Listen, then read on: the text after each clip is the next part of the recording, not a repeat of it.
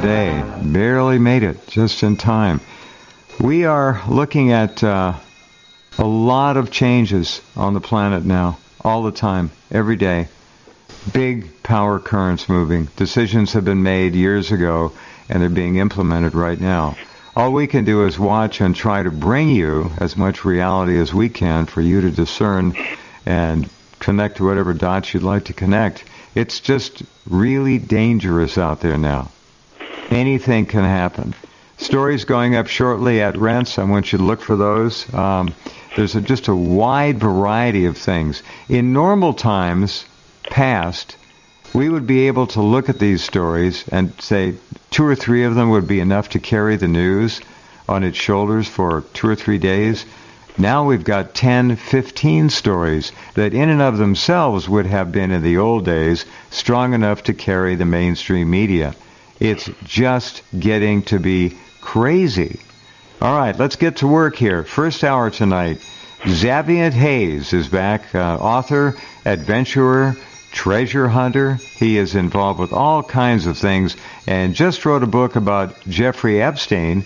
The timing was perfect, but the book didn't get published. We'll talk about that as well, and his latest round of treasure hunting, as much as he cares to share about that. Yes, there are treasures out there waiting to be found if you have the ability to weed through the mess.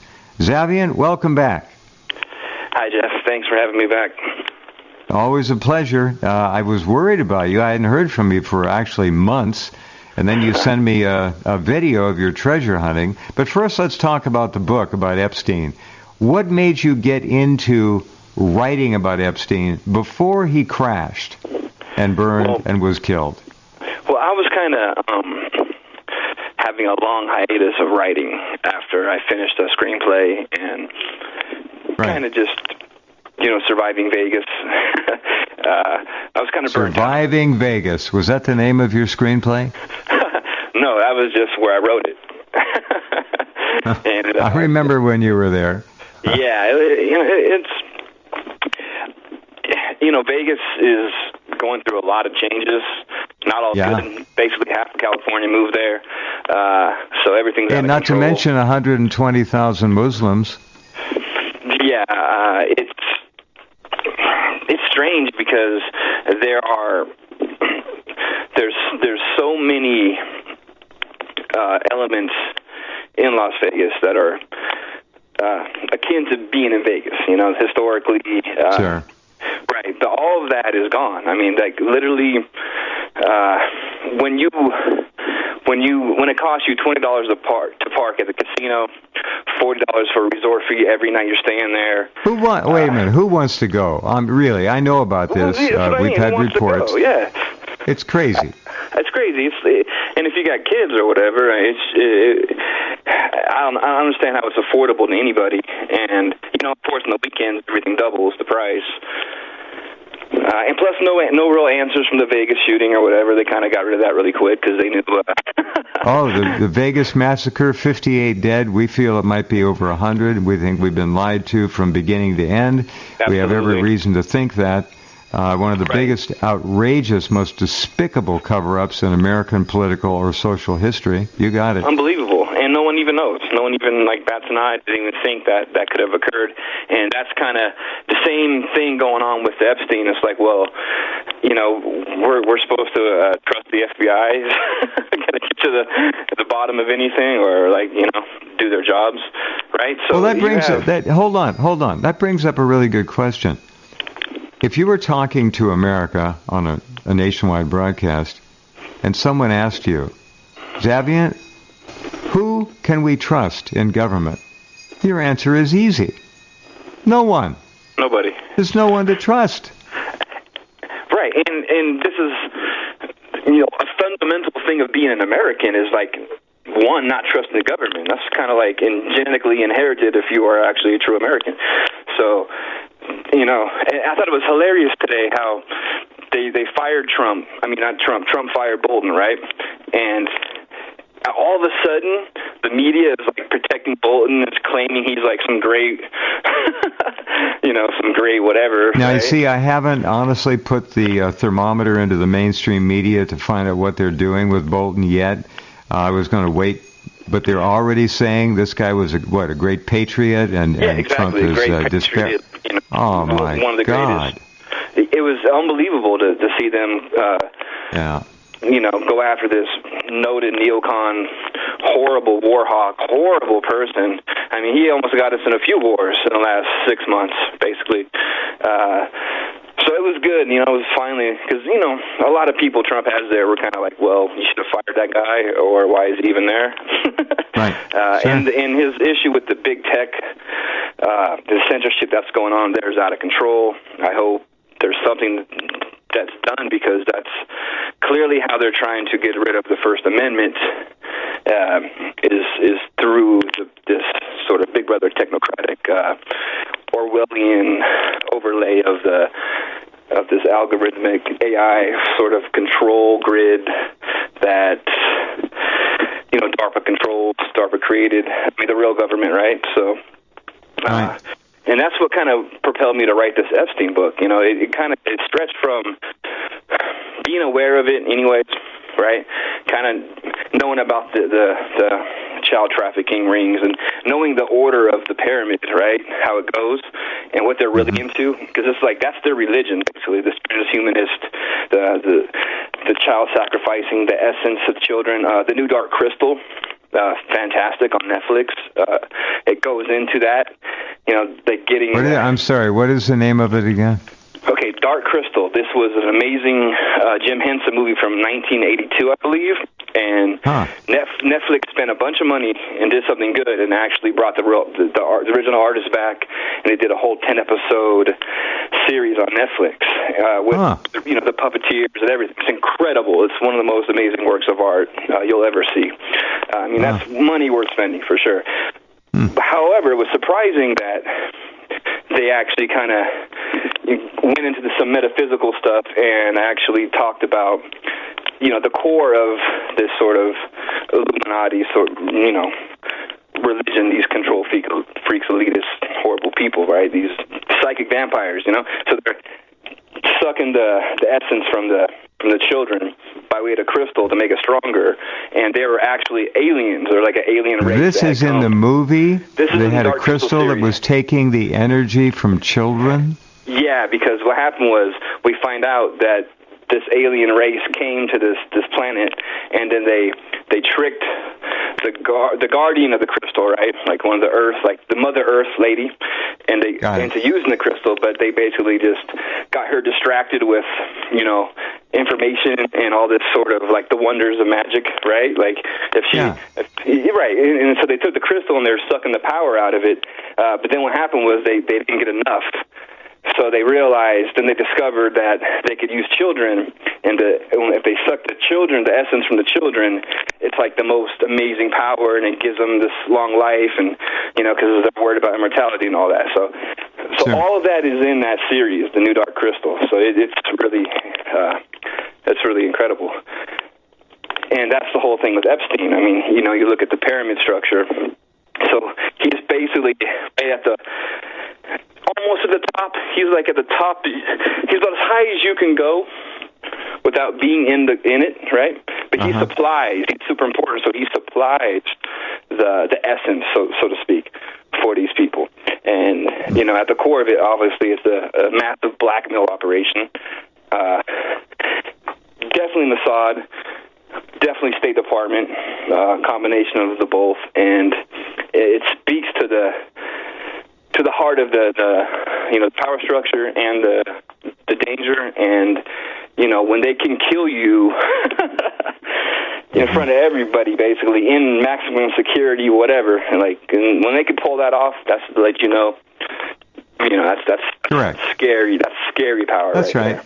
Yeah, it's so post-Orwellian. It's in another timeline. It's just not the same. It's way beyond. Turning in his grave, my man. Like, it's beyond 1984. Pinwheeling. Yeah. It's terrifying, and for me, it's crazy because I, having not listened to my agents, You know, when I was a young, promising author with a big shot agent in New York, who told me, you know, forget about this conspiracy stuff, and, you know, write some Lee Child, Jack Reacher stuff, and, you know, I'll make you $50,000 a year. You know, just being young and naive, like, I wanted to do that. Of course I want to write fiction. You know, I want to write the great American novel. At least I wanted to, and that's not even a thing now. I mean, it wouldn't even... it's kind of faded away, hasn't it? It's done. Yeah, there's no literary... It's nothing, because the cultural outrage mob and the political correctness has basically ruined comedy and everything else. And definitely, you can't write anything, because they're going back through books, and they're looking at, like... Oh, Hemingway said the N-word, you know, 100 times, and for whom the bell tolls or whatever, now we have to ban him and blah, blah, blah. So, well, okay, here's my view. The knowledge and information that we have access to, imagine it's like a large sponge. All right, and you can look in all the little micro nodule openings, crevices, and find things. Well, that sponge is now being squeezed. Around the clock, 24/7, more and more knowledge and information are being squeezed out of the accessible sponge information. That's the Google search. It's not there anymore. It's just vanishing. And so we are going to end up, being almost to a point where it doesn't really matter much if we have freedom of speech, because we're going to be so damn stupid we have nothing to say. Exactly. I know that's a bit of a stretch, but anyway, go ahead. No. This is you're on 100%. This is why I wrote the Epstein book, coming from a position where I didn't write fiction or whatever. I went into the conspiracy stuff, and it's alternative history. You know, there's a merit to it because you're providing crucial information to the people, right? This is This is something very important, and that's why I undertook it. And I've seen firsthand how it started, 6, 7, 8 years ago. No problem, right? Get you all. Wow. It's like basically it was the corral period, corralling us everyone into this ghetto, this internet ghetto, because from what I found out in the past a year, because I got banned from Facebook, I got totally blackballed. I can't publish anything. Oh, I'm sure. This book, the Epstein book, I mean, the publisher wanted to do it, but the distributor cut him off and basically left me, hanging in the dust, right? So I had to self-publish. I wasn't surprised. So when I started doing the Epstein book, I've been using Google search and using this for years, and knowing how and being an expert on this, man, I could work that and write a book in weeks, no problem. Right. I was shocked how censored it was, how blatant, how one-sided. Because basically, if you like right after he got arrested again, I went in there and started doing searches, and it was immediately, everything. If you put Clinton, Epstein, it would show you pictures of Epstein and Trump. Wow. Even the searches, there's no Clinton at all. There's no.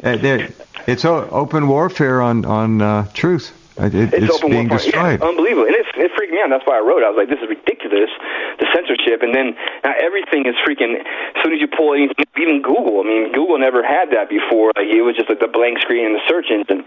Now they're putting news stories and crap, so you got to go in there and say, hey, I don't want to see crap from CNN. Because all they do is put up CNN, MSNBC, all this garbage, all this fake news. You're bombarded by it. You go to YouTube. You can't watch anything on YouTube anymore because they censored everyone, took all the good channels away. Oh, yeah. And now as soon as you pull it up, it's like CNN. It's like whatever establishment is. It's nonstop bombardment of like a status quo. And it's disgusting. It's ridiculous. And there's one sort of good thing that's happened recently. That was the Dave Chappelle special, Sticks and Stones, which was also on Netflix. And I don't know if you've seen it or heard about it, but he destroyed it. It's one of the most incredible stand-up specials ever. I mean, because he goes after the outrage mob. He goes after the social justice warriors. He talks about Jesse Smollett and all that. And it's very brave. I mean, they attacked him immediately, like the day after. This is how I knew it was going to be amazing, because I go on Netflix to watch The Dark Crystal, and I seen that there was a new Chappelle special. So I'm like, well, he has a new special, so let me just Google it real quick, because his last one was kind of bad.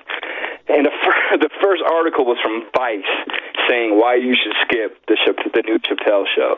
I was like, oh, I got to watch this now. I mean, if Vice is telling you to skip it, it's got to be good.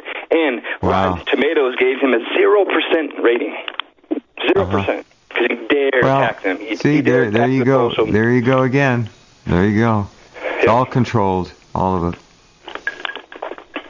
Wow. Yeah, no, it's completely controlled. It really is saddening. I don't want to get maudlin about it, but you look back at what we had 40, 45 years ago, 50 years ago, 35 years ago in this alleged culture, and where it is now. So fast.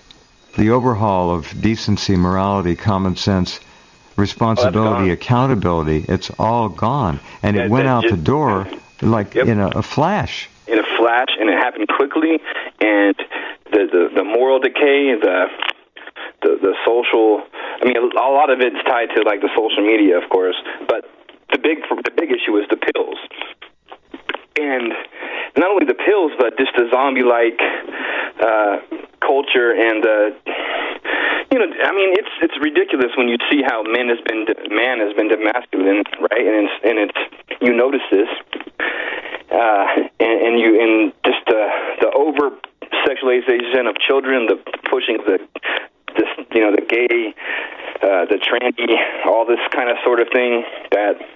If it's your thing or whatever, that's fine. But, when it's an agenda and when it's, like, shoved down your throat, and 1% of the population or something, and they try to make it the norm. They try to act like you're weird if you're not gay, It's bizarro world.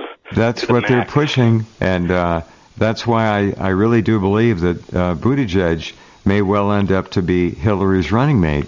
He is carrying he's carrying the LGBT rainbow agenda. He's married to a guy, as everyone knows.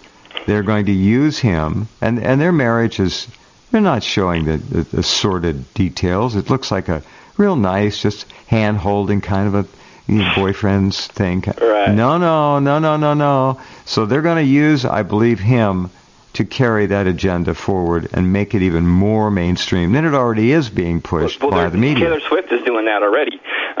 Literally. I heard something about that. What's up? Oh my God! All of a sudden now she's like, sorry, you shouldn't vote for Hillary.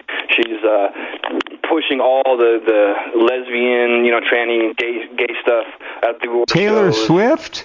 Taylor Swift, 100% total sold out. I mean, not if she was sold out or made to sell out. Made to sell out, right? Yeah, I mean, she's a Rothschild agent, anyways. Like her parents are bankers. She's a rich girl. She was basically molded for that. But when she didn't sort of come around to bashing Trump early on, everyone got mad at her. So they kind of forced her to go along with it or be destroyed, basically. This is how they do you, right? So now she's completely social justice warrior. That's unbelievable. I would never have picked her. She always came across, and I don't know, I've looked at a couple videos with Tim Riefat on the program. She seemed to me like, compared to Katy Perry, kind of a goody two-shoes. Right? She used to hold back. Her father was a preacher. I mean, she kind of... Well, Katy Perry came from a religious family, too. Right. So it's... I don't know what happened, man. I think... Well, here's the thing. Apparently, she used to write her own songs when she was a teenager, right? So that kind of was cool, and that you noticed. And then, you get a little older. Once you kind of get in it, then they assign you to Max Martin, who is like the Illuminati songwriter. And then now, all of a sudden, you got to go pop, right? So they kind of they take it over, and you know how it is. That whole industry is satanic. I think she was able to kind of hold off for as long as they could before they just put her into robot mode with the whole anti-Trump, pushing whatever agenda, climate change. Because everything now is climate change or... Oh, God. I've got two really good stories coming up about that fraud. Biggest fraud ever. The planet's cold. It's getting colder. It's We're headed toward a mini ice age. Exactly. Yeah. Remember the In Search of episode in the 70s? I mean, come on. Yeah. And it's disgusting to me that I know people are dumb now and they've been dumbed down, but I mean, hello, come on. I can't even. I went to Chick-fil-A, right? Chick-fil-A is good, amazing sandwiches, good chicken. They got little newspapers there or whatever, so I just grabbed a stack because we're on the ride home, something to read. Yeah. Yeah. So I'm looking, USA Today, which costs $2. Who the hell would pay $2 for that garbage? I mean, it's all anti-Trump. It's all climate change. It's all, the typical narrative agenda. It's all propaganda programming, mind control. 100% propaganda. They use opinion pieces to bash Trump. And it's like, come on, No sources, none of that. Forget that. Hold on a minute, Xaviant. I've got to do a little business here. Some of the headlines coming up for you at Rense. Look, here's Dr. Strangelove stepping out center stage. U.S. experts propose having AI control our nuclear weapons. Think about this. This is going down and down. We'll be right back. Hold on. Everything you've said has been essentially, of course, correct. We are in deep trouble. And the turning of Taylor Swift into an ambassador for depravity is kind of a surprise to me. And I'm not a prude. I just didn't know that she would ever go there. I'm surprised. I thought she was the yin and yang to Katy Perry. But now we've got both of them apparently pushing the dark side agenda. Is that right? Which is sad because she could have actually broke the mold, wore a MAGA hat, and doubled her audience, doubled the people who supported her, and would have actually done a lot better for for all of us. Right. Instead of pushing the climate change nonsense and the super gay agenda and everything else, which is George Soros, basically his wet dream, So, and also wanted to add something about the AI and the nuclear stuff, because that directly ties into Skynet, right? And the one thing though that may save us on that front is the whole question of the benevolent UFOs and the good aliens, because for some reason, every time we've experimented or done anything with nuclear capabilities, UFOs have come and kind of shut it down or played around, disengaged, stuff like that. So there's, there could be something to that. I mean, when the first kind of bombs went off, right, in the desert in the 40s, that's kind of when a lot of UFOs, Roswell happened basically at the same time. So there's kind of some interesting parallels there. And I would hope that if there is a galactic alien federation, right, which I assume there is, it would kind of stop or prevent us from obliterating ourselves, or maybe they could be like, well, I don't think they care. And that's my worry. They don't care by now. They're kind of this planet. This experiment failed. Xaviant, listen. This planet is 4.5 billion years old. Billion. We've been around for 10 or 15,000 years, and people are thinking, well, maybe there were civilizations before us. Well, maybe there were tens and hundreds of thousands of civilizations before us, like a field of flowers that sprout, grow up, bloom, blossom, and then die, each one in succession, over and over and over. Entire world paradigms come and gone. Visitors by the millions coming from other places in the universe. We're so myopic, and by design, that's what they're doing to us. It's embarrassing. It is, and to me, I always thought that the Earth was kind of Disneyland for aliens, It's a freak show. I probably X-rated for them, if they have ratings. Exactly. So, and that goes into the whole breakaway civilization, the transhumanist agenda, right? To kind of live on off-world or in space stations, or if they could get the wormhole technology to go to Mars or wherever they can go, and just kind of have the robot robot, basically. Like the humans will be like robot class, right? Right. A few of us will remain, and it'll just be, to me, it's worse token than, humans. Token humans. It's worse than Xaviant. AI will run the planet within 10, 15 years. 100% agree, and that's why I wrote the book and Robot Zombies. So it's kind of, it sucks having this knowledge. Sharing it with people is great, but it sucks being so informed and so aware and so on the money and so correct about a lot of things that when you can't even go into the public. I can't go do anything because it's too like heart wrenching. It's too like, oh God, and then you got to deal with the zombies and everything else, and it's just. I mean, here's Trump. He's showing signs of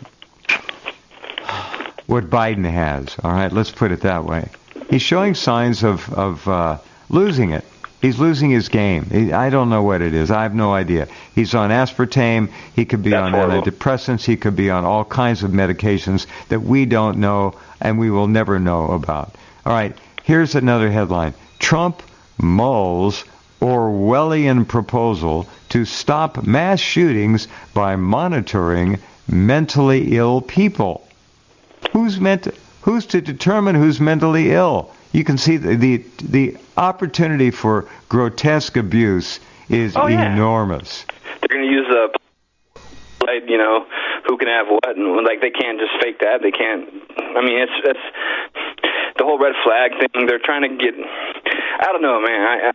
Trump is surrounded. It's scary. I worry about him. There are things going on here that we just don't know. He could easily look. If they want to drive him over the edge, they could put it in his food. It's so simple to do. EMFs, I don't know. He could be taken down mentally so many ways. Right. Well, this is the worry. This is a worry for us in our treasure hunt. This has been the worry Talk for 9 years. Talk about the treasure hunt for a while. Yeah, I don't want you to disclose anything really critical, but just in general terms, the geography where you are, what you're trying to do, that's what we need to hear. All right, so the other treasure hunt that I might have spoken about before since it was on federal land, and you got greedy people, because when you talk about gold, it's the worst you can imagine. Greedy people, you better be careful. You got greedy people who kill. Yeah, it's super dangerous, and it's I mean, so but it happens, this is what happens. So you hire the PhD archaeologists and geologists and all these academics, and and hang out with them or whatever. They're entitled, they're control freaks. They have to run the show, right? So they're and they're all like this. Any doctor you meet or whatever you meet, they're all pretty much act the same, and they're all indoctrinated in the whole liberal communistic crap that they teach in college now, right? But they think they have the moral high ground and everything else, and society kowtows to them, and like, oh, they're whatever, right? So you hire these people, you spend $250,000 in fees and permits and the whole like, and then you find out that they've been lying to you. $250,000 to get permits to go treasure hunting on BLM land. No, this is federal land. This is federal. The first one, this is federal. This is what we learned. This is why it's important to at least least to be thankful for the knowledge we learn. It costs us a lot of money, but when you get robbed by people who essentially should be thanking you for even giving them that opportunity. And then they rob you, and then, of course, now the feds get involved because now there's an investigation, right? And so the feds are going to rob whatever. They're going to rob from them, and there's going to be a ridiculous amount of stalling and not knowing what's going on. I think what Xaviant is saying, if I can kind of circumvent this a little bit, you take into your trust certain adjunct people in a treasure hunt, the likes of which he's involved with. The history's involved, and you think that the academic community is going to be your friend, going to help you, and you find out that the opposite is true. Is that fair? Yep. And we were warned about this by Mel Fisher's lawyer, who told there you us go. from the beginning the university are not your friends, right? But we wanted to do it the right way and try to do it by the book, and and we learned a valuable lesson. Well, now because we're blessed and super lucky, we found something on BLM land, which is way open, doesn't have all those stupid rules that federal land has, right? So now this particular treasure hunt happened because of UFOs. Now it's pretty funny because there's areas in Phoenix by Luke Air Force Base that there's a lot of UFO sightings. Now we have the Phoenix Lights, right? And there's a bunch of. There's supposedly a UFO crash there in the 40s. There's the ancient Hoboken freaking city that Phoenix is built on top of. Ancient waterways, ancient canals. The Aztec homeland, Chichen Itza supposed to be there. Arizona is really cool. Now, so we're kind of at a house that's about as far as you can go before you just start hitting the Sonora Desert. And we were there to look at setting up cameras so we could kind of capture some of these UFOs. Okay. And the person we were waiting for was late, so we're like, well, we got the Jeep, let's just go mess around and on this desert, right? So we're going, and I noticed a cactus that was, old cactus that had a weird shape, like a trunk, like an elephant trunk, and like an arm that was just like bent in a weird way, and the top of it was cut off. So we stopped and kind of got out and looked. Now, we knew a little bit about Spanish trail markers, and they would cut the cactuses, or they would cut a part of the arm, and those were how the routes, right? So you basically followed those, and according to what the arm was cut or whatever it was directional mark until you go this way or that. And we knew about that because our other site that we found, there was one there and more, and we kind of learned more. So once we saw that, we were like, okay, well, this is strange. There should be more. And sure enough, you started looking, you started seeing a little line of them, right? And then start looking around the geology, and you're seeing bubble quartz, red hematite, and all the good stuff you're looking for, black sand, stuff like that. So we kind of climb up the little kind of hill area, and we're looking over the washed out gulch, the wash, and see where these cactuses go. And clear as day, you can see a line of cactuses, all with their tops cut. Or several hundred yards ahead of you? Yeah, exactly. Heading toward a mountain. Go on a straight line. Following. Now, these are old cactuses, too, right? They're not new. These are old. Now, they're old. People don't understand, when you cut a cactus, it takes almost 100 years for anything to happen. And they kind of usually stop growing. So you could tell that these are super old. And also, you're in the Sonoran Desert where there's thousands of saguaro cactuses. So I'm looking around. I can see a bunch of them, but I can only see a line that are kind of going straight. They stick out like a sore thumb. Now, people, generally, there's no one really in that area, except maybe if they're ATVing or shooting guns. And even if they happen to get near there, nobody knows that a cut cactus, what that means, right? Nobody's looking at Charles Kenworthy treasure hunting books on trail signs and Spanish monuments, right? So we happen to know this, and we had a little bit of expertise in Jesuits in the area, and in this. So we were excited. However, we couldn't kind of follow it that day because we were low on gas. And it's kind of stupid, so we're smart. That's how you don't got gold fever. So we marked it. GPS came back, and because we have drones, which saved you a ton of time, and we got crazy metal detectors, a little bit of knowledge of the area, we were able to kind of follow these cactuses and then determine that because this is an area that was mostly Pima reservation, so this part of the mountain wasn't really opened up till maybe 50 or 60 years ago. So, like, no one has been there. And this was an area that the Jesuits had come through, Father Kino, who was the first sort of, white man, European, in Arizona, in the Southwest in general, basically. So does that make him a criminal, thief, gold thief, silver hoarder? Well, once anyone finds out, that he would be, of course, he would be, a white supremacist and yes. Right. Yes. But he'd be looting the shooting themselves in the foot because Father Kino was actually one of the first Indian, supporters and one who, he brought like all kinds of fruits and all kinds of knowledge and architecture and everything to the Southwest and California. He was one of the smartest people in the world, an incredible man who knew, because here's the big secret, right? The Jesuits, they were the master miners, and the Jesuits were for the Vatican.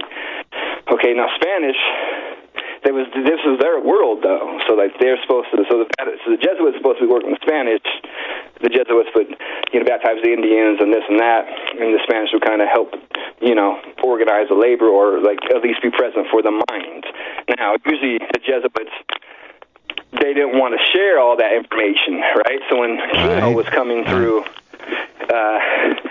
the part of Arizona, New Mexico, for the first time, he would be shown these mines because the Indians by the locals, by the native peoples, exactly. Yeah.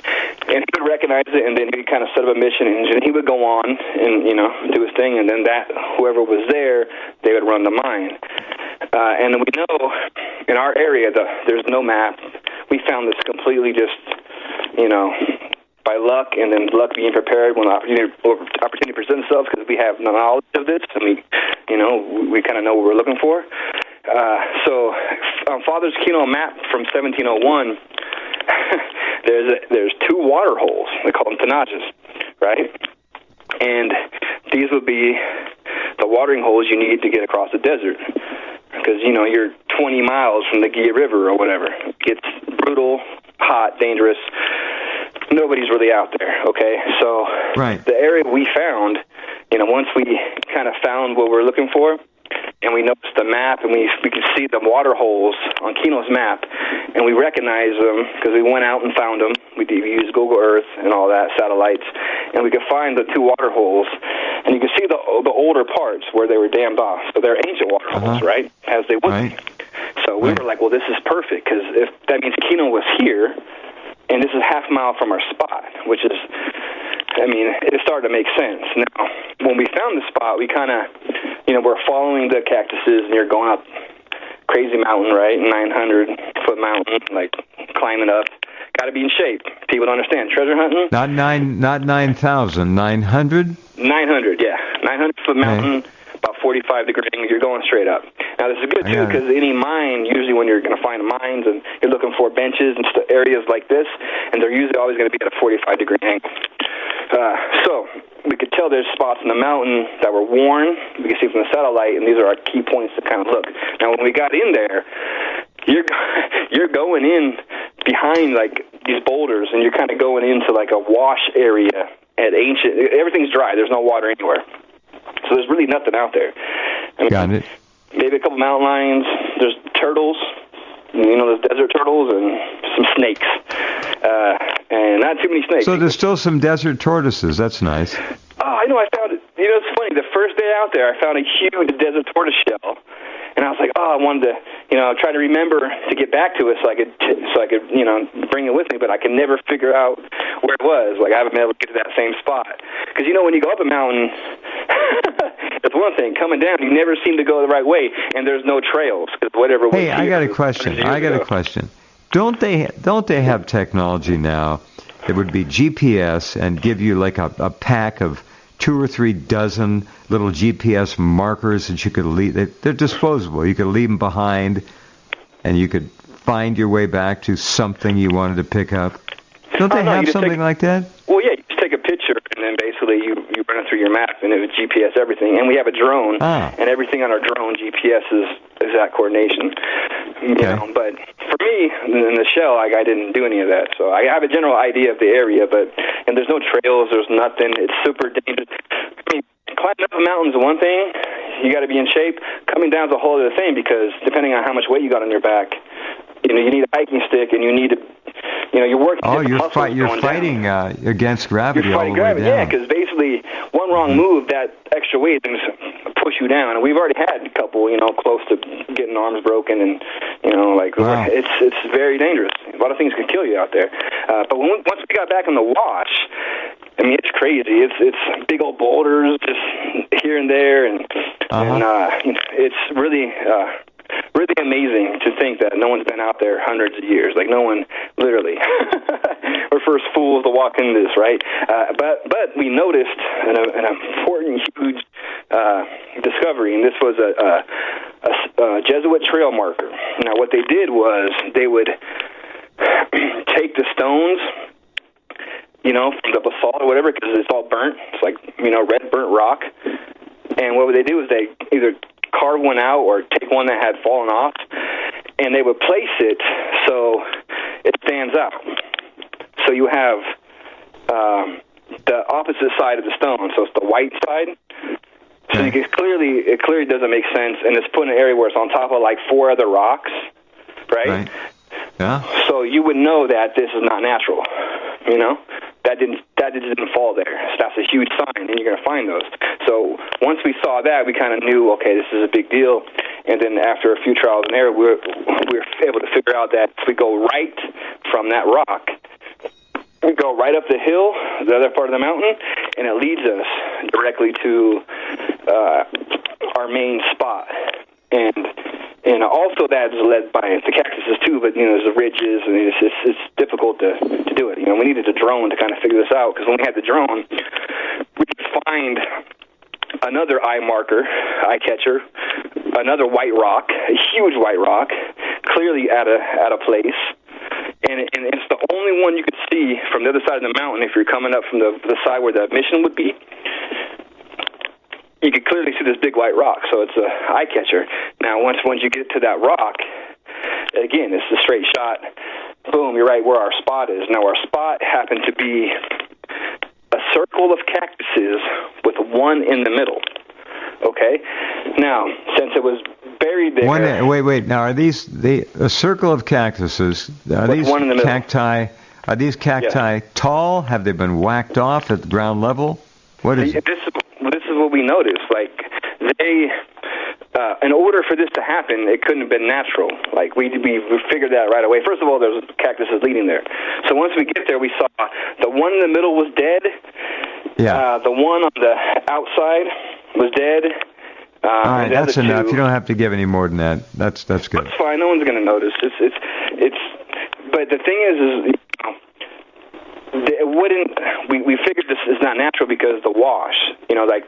There's areas where floods and water will go even on top of the mountain, and we could see clearly that was an area, and that's why these were dead. Now, if these were natural, they would have grown. They would not have grown in that area. So we ran the metal detector over it, and it sure enough started screaming in the middle of that, which where it should have been. Because we know the treasure, according to Jesuit treasure symbols, X marks the spot, where dig here is a circle with a dot in the middle. Okay, there's a look from the Israeli side of things as the situation there continues to degrade and is headed towards some kind of a big explosion. You heard it there. Take care.